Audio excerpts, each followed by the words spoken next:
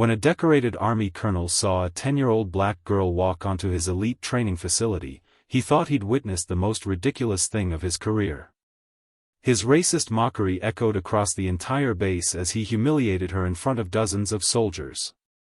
But when she stepped up to that sniper rifle, what happened in the next 60 seconds would shatter every assumption he'd ever made, and leave him begging for forgiveness. The scorching New Mexico sun beat down mercilessly on Fort Clearbrook military base, where only the Army's finest came to train. On this particular Tuesday afternoon, the shooting range buzzed with typical military precision, until everything stopped. Walking through the gates came 10-year-old Maya Rodriguez, her oversized camouflage uniform crisp despite being clearly too big for her small frame. Her dark eyes surveyed the intimidating facility with unwavering determination, completely unbothered by the curious stares following her every step.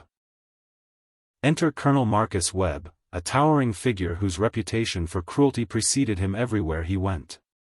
Known for his booming voice and complete intolerance for anyone he deemed unworthy, Webb spotted Maya immediately. His reaction was swift and brutal.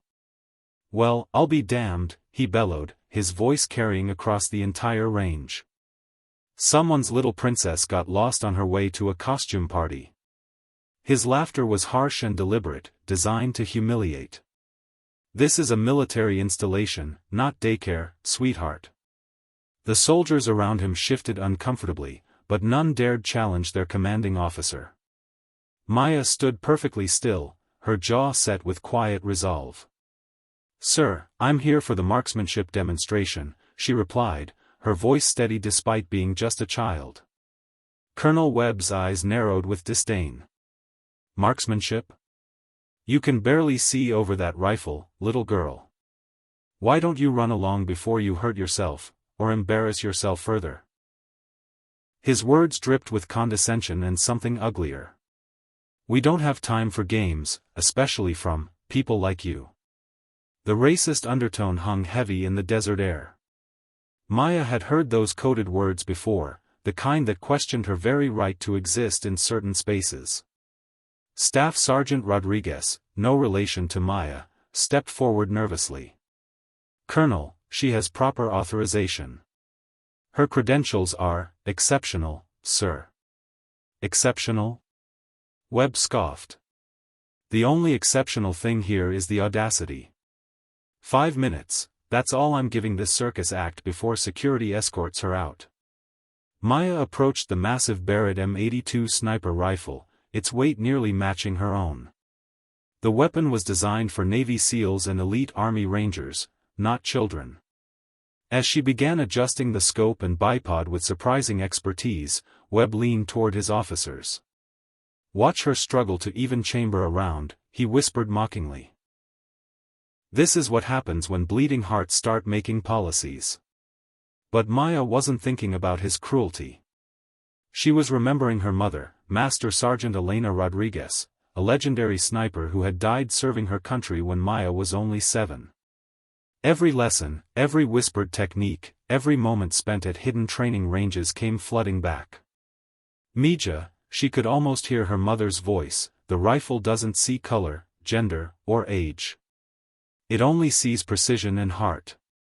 Through the high-powered scope, Maya studied the course, 12 targets positioned at varying distances, some stationary, others moving on automated tracks. The course was designed to challenge even the most elite marksmen. Achieving 8 hits was considered exceptional. Colonel Webb checked his watch theatrically. "Time's ticking, princess. Although I suppose we all know how this ends." Maya settled into position, her breathing slowing to match the rhythm her mother had taught her.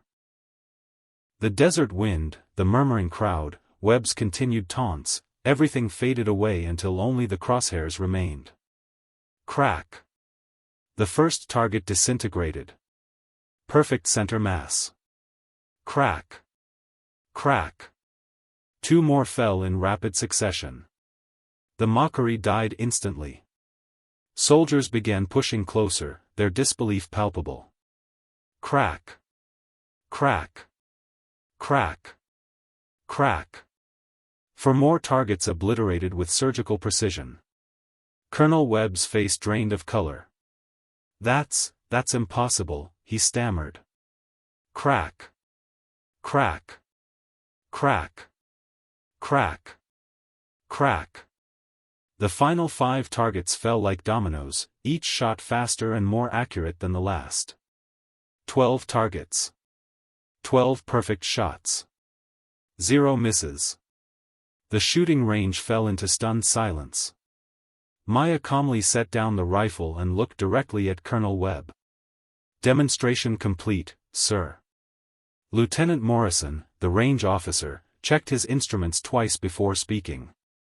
"Sir, she just shattered the base record by 4 targets. Her grouping. It's tighter than anything we've ever recorded."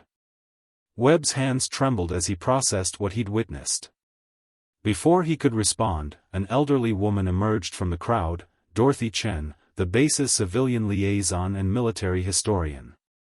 "You should know," Dorothy announced loudly enough for everyone to hear, "that young lady just broke records set by Navy SEALs, Green Berets, and Marine Force Recon snipers. And she did it with the same precision her mother used to save countless American lives overseas." The revelation hit like a shockwave. Whispers rippled through the crowd as the truth emerged. Maya was the daughter of Master Sergeant Elena Rodriguez, whose legend was known throughout the military community. Colonel Webb stood frozen, his racist assumptions crumbling around him. Every soldier on that range now looked at him with barely concealed disgust, not at Maya, but at their commanding officer who had humiliated a hero's child. Maya stepped forward, her voice carrying a strength that belied her young age. "Colonel Webb, you judged me before I even picked up that rifle. You saw my skin, my age, my gender, everything except my capability. But I didn't come here to prove you wrong. I came here to honor my mother's memory." For the first time in his career, Colonel Webb found himself speechless. The weight of his prejudice, his cruelty, his assumptions, it all crashed down at once. He began, then stopped. The apology stuck in his throat like broken glass. Dorothy stepped forward again, holding a small silver medallion. "Your mother left this for you," she told Maya. "She said to give it to you when you were ready to carry on her legacy." Maya accepted the medal with trembling hands, her mother's Distinguished Service Cross, the Army's second highest honor for valor.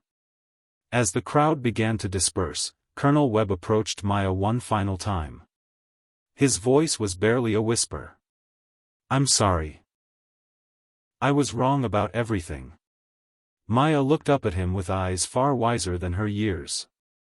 "My mother always said that courage isn't about being the biggest or loudest person in the room. It's about doing what's right, especially when it's hard." Colonel Webb nodded, the lesson burning deep.